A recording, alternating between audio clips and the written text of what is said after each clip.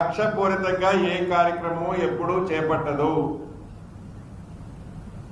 ఏదైతే ఆనాటి ప్రభుత్వంలో ఉన్న మంత్రివర్గంలో ఉన్న ఆనాటి మంత్రులు ఏవైతే కార్యక్రమాలు గొప్పలు చేశామని వారు చెప్తున్నారు, అప్పుడున్న అధికారులే వారు పెట్టిన ఒత్తిడితో ఈ తప్పులు చేశామని వారే ఒప్పుకుంటున్నారు.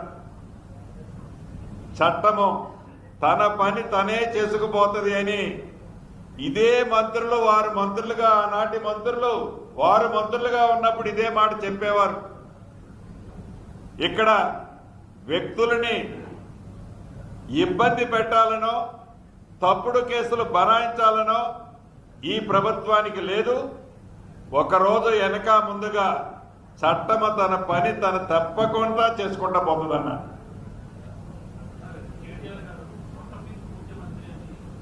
సరే, వారి భాషకి వారి భాష, ఎందుకంటే వారు విదేశాల్లో చదువుకొని వచ్చారు, వారి సంస్కారానికి నమస్కారం.